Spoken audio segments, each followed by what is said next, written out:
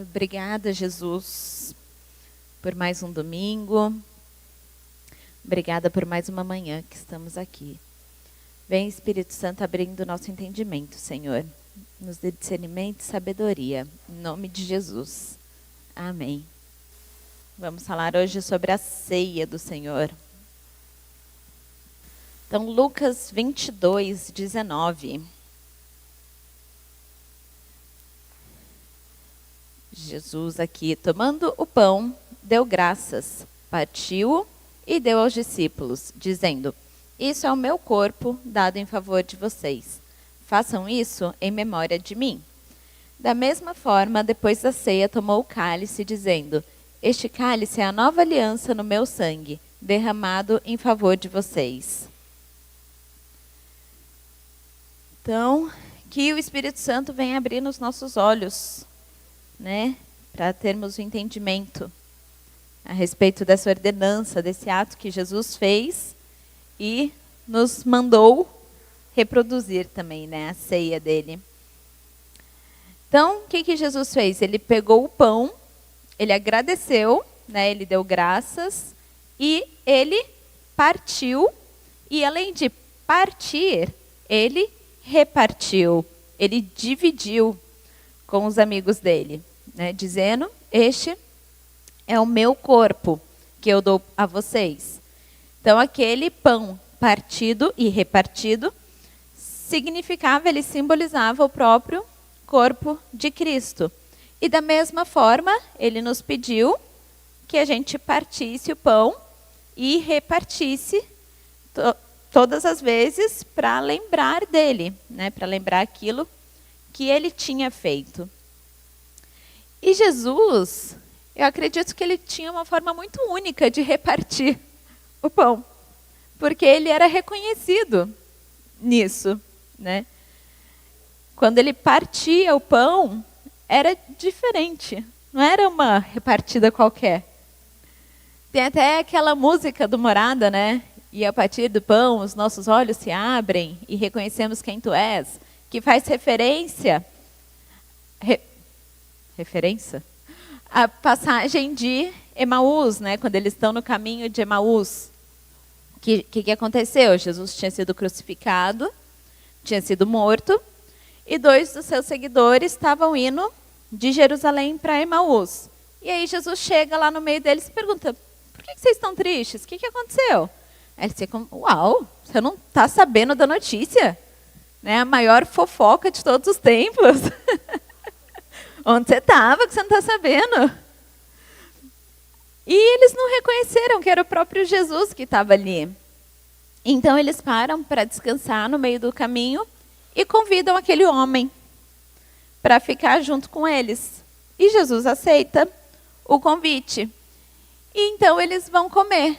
Eles se assentam à mesa, Jesus pega um pão, dá graças e reparte aquele pão. E na hora, uau, é Jesus que está aqui com a gente, né? Os olhos deles se abrem. Então Jesus, ele é reconhecido ao partir do pão. Por quê? Porque Jesus, ele é simples, né? E ele se preocupa com os outros. Ele se preocupa comigo, ele se preocupa com cada um que está aqui. Amém? Então vamos meditar um pouquinho sobre a ceia e sobre o que é esse partir e repartir o pão e sobre o que é o discernir do corpo. Então a ceia, a passagem que a gente geralmente lê está lá em Coríntios, né, que é Paulo falando à igreja de Corinto. 1 Coríntios 11. Vou começar a partir do 17 e a gente vai indo aos poucos. Paulo já começou aqui dando paulada. Entretanto, 11:17. Nisso que vou lhes dizer, não os elogio, pois as reuniões de vocês fazem mais mal do que bem. Então, opa, tem alguma coisa errada aqui no que eles estavam fazendo, né? Eles estavam distorcendo aquilo que era para ser sagrado. Continuando no 18. Em primeiro lugar, ouço que quando vocês se reúnem como igreja, há divisões entre vocês. Então, eles estavam divididos. Pois é necessário que haja divergência entre vocês para que sejam conhecidos quais dentre vocês são aprovados. No lugar de celebrarem a ceia do Senhor, eles estavam disputando um com o outro, né? Então, eles estavam divididos lá. No capítulo 3 de Coríntios também, Paulo fala, 3:3.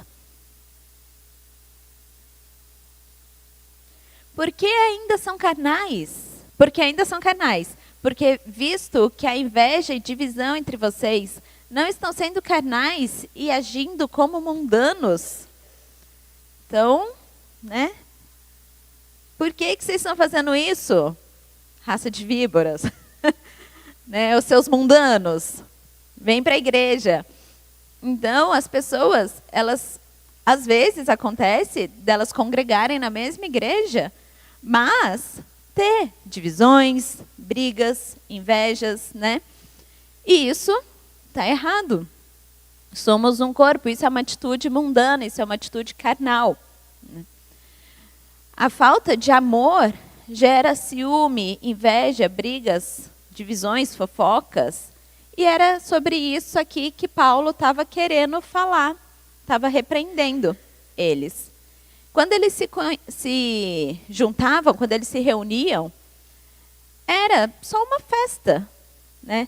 Não era uma comunhão de verdade. Cada um levava o que tinha de melhor, mas para si. Não era para repartir com os outros que não tinham ou que tinham menos. Era só para mostrar, olha como eu tenho coisas boas para trazer, né? Então havia uma desordem, as coisas estavam fora do lugar, eles não estavam agindo em amor, como Jesus nos manda. Aí, voltando lá em 1 Coríntios 11, a partir do 20.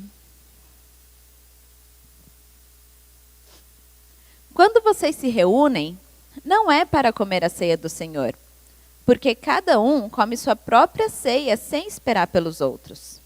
Assim, enquanto um fica com fome, outro se embriaga. Será que vocês não têm casa onde comer e beber? Ou desprezam a igreja de Deus e humilham os que nada têm? Que lhes direi? Eu os elogiarei por isso? Certamente que não. Então, eles estavam lá, fazendo a festa deles, porém, né, como a gente já falou, cada um visando o seu próprio benefício.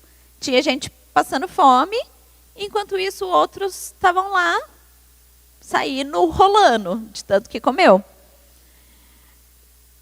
E isso é coisa de uma festa pagã, né? Porque as festas pagãs eram assim, com muitas bebidas e comida, muita orgia. E isso estava sendo levado para a igreja, né? Quando a igreja se reunia, eles faziam como uma festa pagã.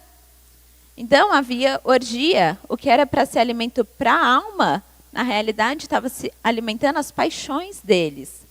Não havia amor.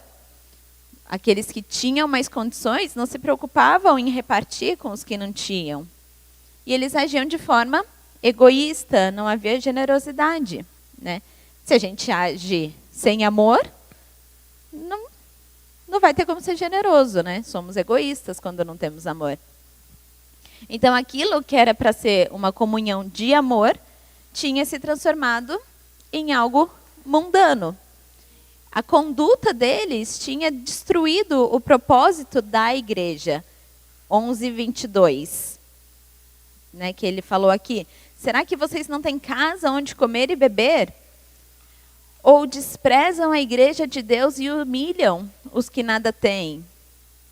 Não é... Essas reuniões deles não era para satisfazer o estômago, né, para ficar empanturrado. Quer comer e ficar empanturrado? Come na sua casa. Aqui, a ideia é outra, né? É a comunhão, é estar junto. Paulo está dizendo, vá para casa, aqui não é lugar disso, esse não é o propósito. E a partir do versículo 23, ele explica qual é o propósito da ceia. Então, no 23. Pois recebi do Senhor o que também lhes entreguei. Que o Senhor Jesus, na noite em que foi traído, tomou o pão e, tendo dado graças, partiu e disse: Isso é o meu corpo, que é dado em favor de vocês. Façam isso em memória de mim. Da mesma forma, depois da ceia, ele tomou o cálice e disse: Este é o cálice da nova aliança no meu sangue. Façam isso sempre que o beberem em memória de mim. Porque sempre que comerem deste pão e beberem deste cálice, vocês anunciam a morte do Senhor até que ele venha. Portanto, todo aquele que comer o pão ou beber o cálice do Senhor indignamente será culpado de pecar contra o corpo e o sangue do Senhor. Então, qual é o propósito da ceia? É nos lembrar daquilo que Jesus fez, do sacrifício dele. Quando comemos do pão, estamos lembrando do corpo de Cristo. Quando tomamos o suco, nós nos lembramos do sangue, né, do sangue derramado na cruz. E Jesus disse na ceia, lá em Lucas 22, 19.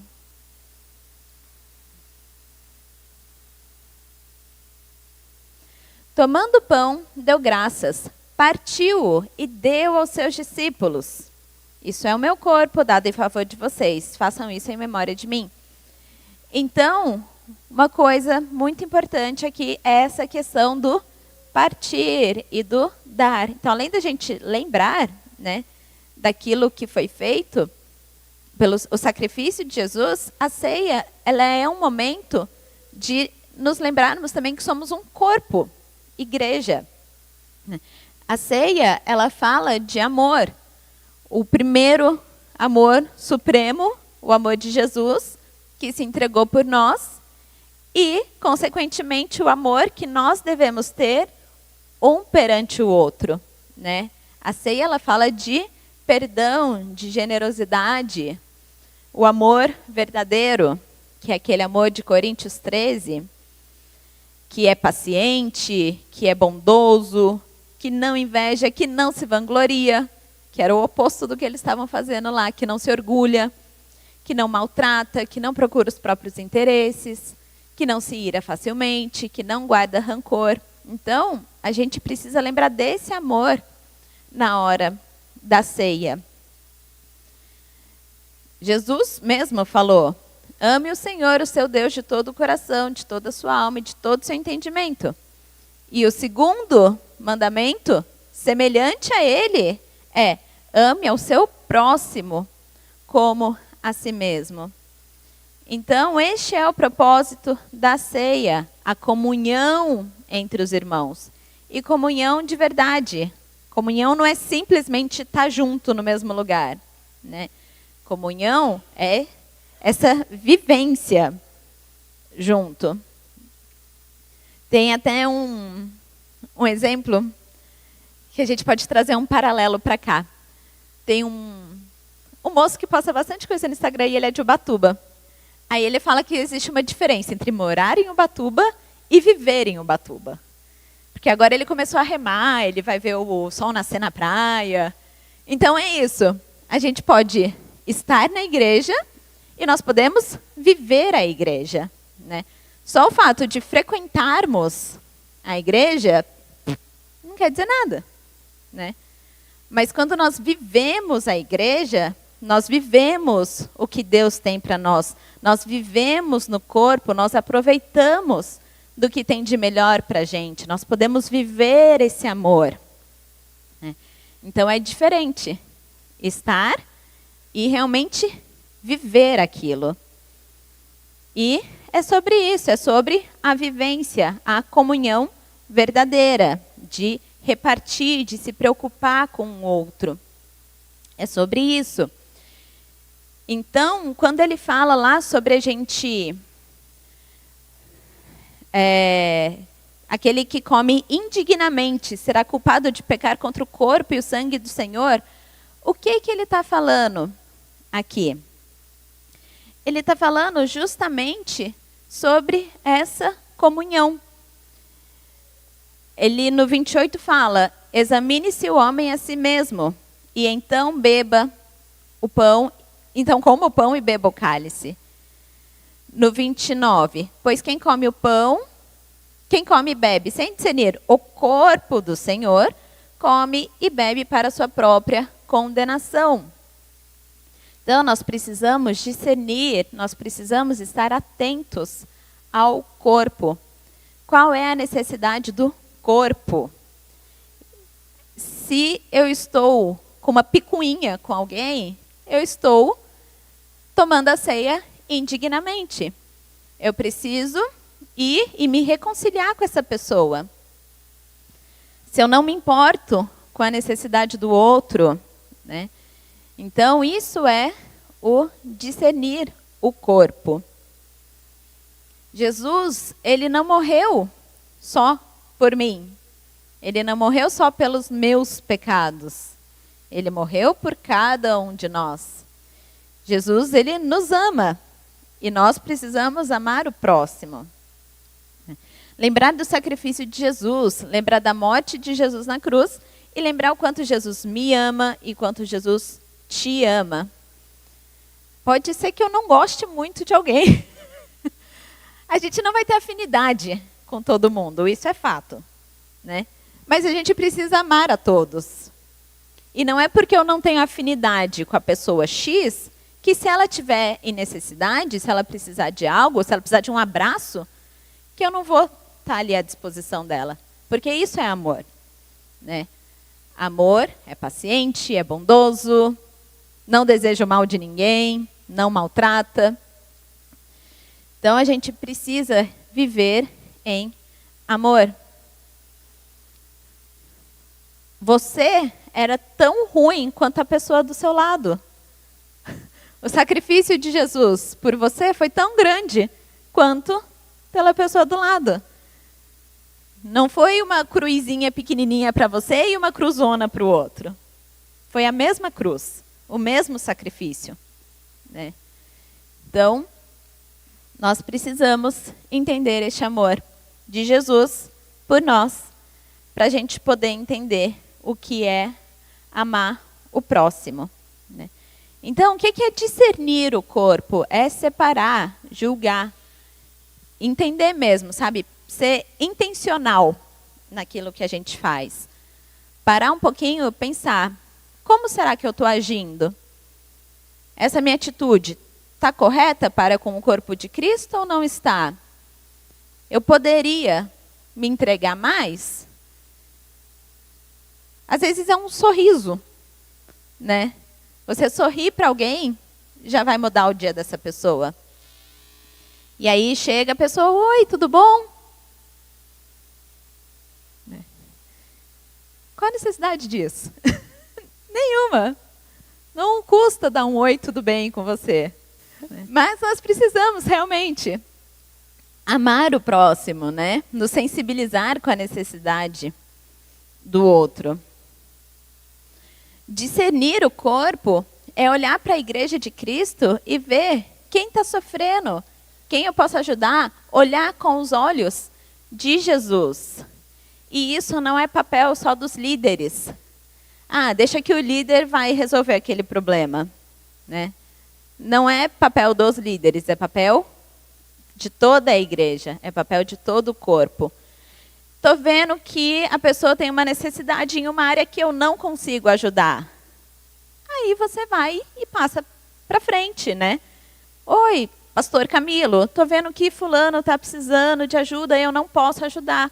Será que o senhor pode fazer alguma coisa? Aí ele vai ver o que pode fazer também, né? Mas não é porque eu não consigo ajudar que eu vou virar as costas e não estou nem aí, né? Isso é papel de toda a igreja. Aconteceu uma coisa assim que foi muito interessante, que uma pessoa estava passando por um momento meio esquisito e ela entrou em contato com várias pessoas. E todas essas pessoas, meio sem saber o que fazer, entraram em contato com a liderança. E eu fiquei pensando o quanto Deus foi bom, né? Por quê? porque ele colocou pessoas na vida daquela pessoa que estava passando por uma necessidade que se preocuparam. Porque se ela tivesse ido atrás de qualquer outra, talvez ninguém ia nem saber o que aconteceu. Mas o corpo se uniu. Todo mundo foi pedir socorro para a liderança. Aconteceu isso.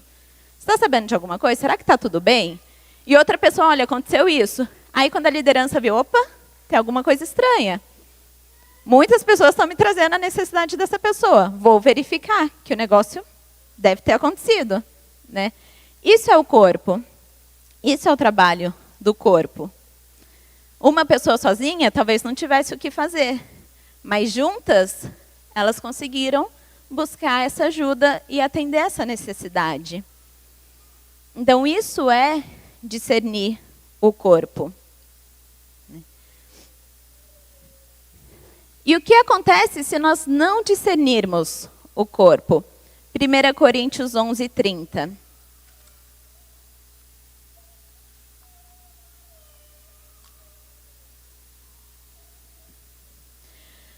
Por isso há entre vocês muitos fracos e doentes, e vários já dormiram. Então, quantos estão doentes fisicamente ou emocionalmente? Quantos estão morrendo? E nós temos olhado para isso? Nós temos nos preocupado? Nós temos tido empatia? Né? A gente se coloca no lugar do outro para tentar entender a dor do outro? Ou será que nós só pensamos no nosso próprio umbigo?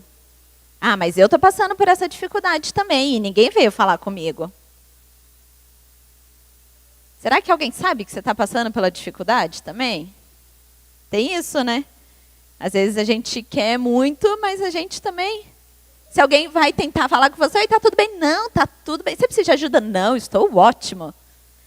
E aí, como que você vai receber ajuda? Não tem como. Né? Então, a gente precisa se importar também com o outro e aceitar ajuda. Né? Se colocar num lugar de vulnerabilidade. Lembrando, somos um corpo, uma família. Então, a ceia, ela não fala de batismo, né? Não é sobre isso. A ceia não é para pessoas que foram batizadas ou não. Para as pessoas que têm 12 anos de idade, ou 20, ou 3. Não é sobre a idade. Na Bíblia não fala uma idade mínima para a pessoa participar da ceia. A ceia não diz a respeito sobre eu ser digno. Até porque eu não sou. Ninguém é digno. Nós não somos dignos do sacrifício de Jesus. Foi tudo pela graça e pela misericórdia dele. Né? Então, cear é lembrar que Jesus morreu por nós. Não existe eu no Evangelho. Somos nós. Né? Cear é olhar para o meu irmão com amor, sabendo que ele também é filho de Deus. Não podemos ser como a igreja de Corinto, que não se importava com o próximo. Nós precisamos nos preocupar, sim, né? Até o exemplo que eu dei semana passada. Quando a gente faz algo, nós fomos criados para servir o outro. Eu não fui criado para alimentar a minha alma. Eu fui criada para servir o outro. Ezequiel 36, 26.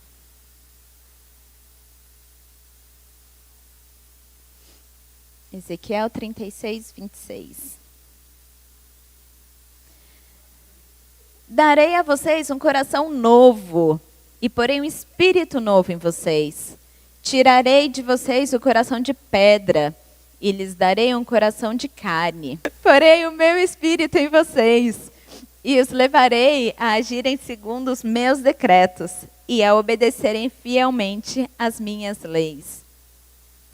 Então, nosso coração não é de pedra. Não temos mais um coração de pedra. Coração duro, né? Nós temos um coração de carne e cheio do quê? Do Espírito Santo. Porque é tudo por Ele, é tudo por meio dele, né? Pode ser a pessoa mais bondosa do mundo. Se não tiver o Espírito Santo, de nada vale, né? É em vão. Mas nós temos um coração novo e cheio do Espírito. Porém o Espírito, e os levarei a agirem segundo os meus decretos. Então é o Espírito Santo que nos ajuda, né, a agir de acordo com o que Deus nos pede. Temos um coração regenerado. Então, com esse novo coração do Pai, coração regenerado, que nós possamos nos examinar e pedir perdão ao Senhor, se nós não temos discernido o corpo de Cristo, para que a gente possa verdadeiramente viver como uma família em Cristo. Aqui, às vezes, pega no calo de muita gente, né? Principalmente de crente velho. Velho, muito tempo de igreja, tá? Porque, às vezes, nós somos feridos também, né? Porém, apesar de todos os pesares, nós precisamos viver genuinamente como uma família em Cristo.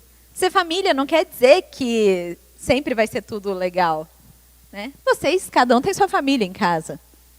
Não está sempre 1001 maravilhas. Às vezes dá um atritinho aqui, um atritinho ali, mas é uma família, né? Que se ama, que se cuida, que se protege. Eu posso brigar com meu irmão, o Mateus, meu irmão literalmente, mas vem alguém falar mal dele. Não, só eu posso. Mas, se viesse um terceiro falar, aí não. Então, a gente, o quê? A gente se protegia. E isso é a família, né? É se proteger, é se importar com a dor do outro, se preocupar com o outro. E a gente buscar e querer ser família também, né? Como o pastor sempre fala, não dá para chegar atrasado no culto e sair antes do amém, né? Isso não é viver igreja. Nós precisamos ter um momento de comunhão em família. A gente precisa se abrir também para ser amado. Por mais doído que possa ter sido um dia, né, que recebemos um novo coração. E se alguém tem essa dificuldade, eu peço que o Espírito Santo venha curando o coração de cada um nessa noite, que possa ter alguma ferida. Nessa manhã, e à noite também, para que a gente possa aceitar o amor de Cristo e o amor do outro. E também que a gente aprenda a amar como Ele ama. Né? Lucas 24:30.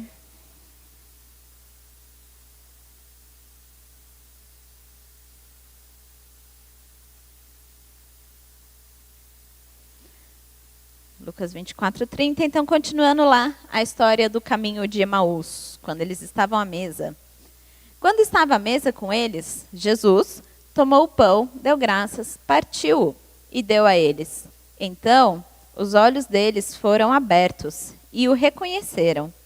E ele desapareceu da vista deles. Então, que realmente os nossos olhos eles possam ser abertos, né? Quando participarmos das próximas ceias, que ao partir do pão, os nossos olhos se abram, para a gente poder ter discernimento, para a gente poder enxergar, tanto a Jesus, quanto ao nosso próximo. Então, esse é o principal significado da ceia. É o corpo, não só o corpo que foi entregue na cruz, mas também o corpo que nós vivemos hoje. E voltando E o que significa, então, o pão e o vinho? O que eles representam? Então, o pão, né, é Cristo Jesus, que foi partido pelos nossos pecados. Ele assumiu sacrificialmente nosso lugar, né? Ele nos substituiu. Era para a gente estar lá, mas ele se entregou. E assim como o cordeiro pascal, lembra lá de Êxodo? Jesus Cristo é o nosso cordeiro que foi entregue. E o pão simboliza o corpo de Jesus, que na cruz foi partido por nós. Então, na noite que Jesus foi traído, ele tomou o pão, partiu e disse: este é o meu corpo que é dado por vós. Referindo a literalmente o seu próprio corpo, que seria partido na cruz. O pão, ele não se transforma no corpo de Cristo, tá? Ele representa. Então, aquele pão, ele não tem nenhum misticismo em cima dele. Ele é uma representatividade. Não é que quando a gente orou, ele virou o pão, ele virou o corpo. Não. Ele é um pão que simboliza, que representa o corpo. E o vinho é o sangue que foi derramado também na cruz, né? O sangue que deveria ter sido nosso. Se não fosse Cristo, o Cordeiro perfeito a ser entregue. Em Hebreus, fala que sem derramamento de sangue não há remissão de pecados. Então, quando Jesus se entregou, ele redimiu os nossos pecados. Quando a igreja se reúne e celebra a ceia do Senhor, nós tomamos o cálice que representa o sangue de Jesus. E isso traz à memória, isso nos faz lembrar, né, que nós precisamos do sangue de Jesus para sermos purificados, para sermos redimidos dos nossos pecados. Então, este é o que simboliza, o que representa o suco, né? Ele nos lembra do nosso pecado, que somos lavados, que somos purificados. Ok? Então, a ceia não é sobre ser membro de uma igreja ou outra. Não é sobre ter passado pela água. Não é sobre chegar a uma certa idade. Ou sobre ser digno para aquilo. Eu não tenho nenhum pecado. Nunca seremos dignos, né? É pela graça dele. Mas na ceia nós precisamos refletir a respeito do sacrifício de Jesus, ser gratos a ele por nos trazer a salvação e refletir acerca do corpo, das pessoas que estão à nossa volta, né? E ver se há alguma necessidade. Quando nós pegamos o pão e o vinho, né, aqui no púlpito, a gente pega o pão, a gente dá graças, né? Depois pega o vinho, a gente dá graças. A Rebeca falou que ali tem duas palavras, né, difíceis até de pronunciar, eu até escrevi aqui, olha, uma delas é transubstanciação. O que é a transubstanciação, né? É aqueles que acreditam que a substância do pão e do vinho sejam transformadas na substância do corpo e sangue de Jesus. Ou seja, existe uma transformação daquele pedaço de pão no corpo de Jesus. Então, corpo mesmo de Jesus, corpo humano, né? E o vinho, que também é transformado no sangue de Jesus, né? Isso então é uma forma deles enxergarem. Como é que a gente enxerga? Que é uma consubstanciação. A consubstanciação é que a substância do corpo e do sangue de Cristo se unem à substância do pão e do vinho. Então, o corpo e o sangue de Cristo, eles se unem naquele pão e naquele vinho que a gente toma. Ou seja, representa, né, que nós estamos, então, tomando o corpo e o sangue de Jesus, porque Jesus deixa claro, ele fala assim, quem não comer da minha carne, né, está escrito na Bíblia, Jesus falando, quem não comer da minha carne, não beber do meu sangue, não terá parte comigo, ou seja, está fora. Então nós precisamos participar da ceia? Precisamos, mas entendendo que não é transubstanciação. O pão ali não se transforma no corpo de Cristo, né, literalmente, e nem o vinho no sangue. Pai, a graça de nosso Senhor Jesus Cristo e a comunhão do Espírito Santo esteja com cada um, agora e sempre. Amém.